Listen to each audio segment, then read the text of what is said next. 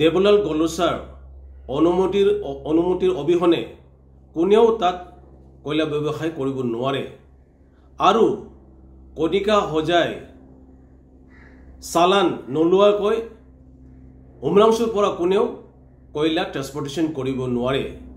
গতিকে সকলোৱে জানো এই কথাটো, কিন্তু উমৰাংচু থানাৰ পুলিচে এই মূল ব্যক্তিগৰাকীক তদন্তৰ আওতালৈ আনিবলৈ সক্ষম হোৱা নাই। তাৰ কাৰণে অসম চৰকাৰে যে ন্যায় তদন্ত আয়োগ গঠন কৰা হৈছে আমি সকলোৱে এইটো ভাল পাইছোঁ। কিন্তু তাৰ লগে লগে আমি ক'ব বিচাৰিছোঁ যে তদন্ত আয়োগটো আমাৰ 6 শিডিউল সংবিধানত আমাৰ প্ৰভিজন আছে, পেৰাগ্ৰাফ 14ত এইটো প্ৰভিজন আছে, যদি অট'নমাছ কাউন্সিল সংবিধান মতে নচলে, অট'নমাছ কাউন্সিলে যদি দুৰ্নীতি কৰে, তাৰ কাৰণে পেৰাগ্ৰাফ 14ত তদন্ত আয়োগ গঠন কৰিব পাৰে।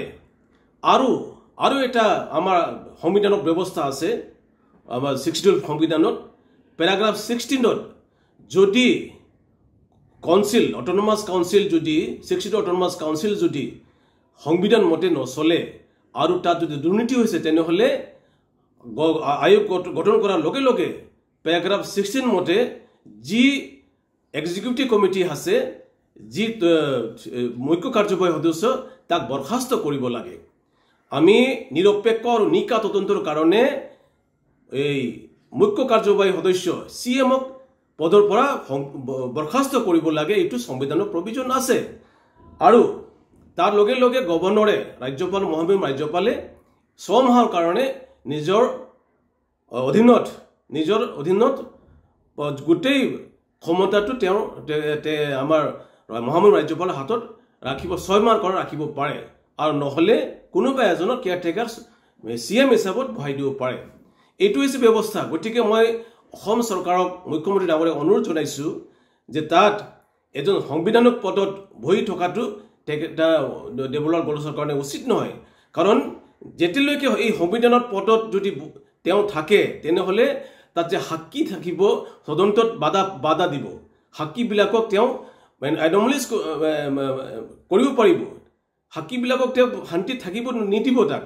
গতিকে তেওঁক অতি সোনকালে এই তদন্তত 3 মাহৰ যি তদন্তত সময় দিছে, এই 3 মাহৰ কাৰণে তেওঁক বৰখাস্ত কৰিব লাগে।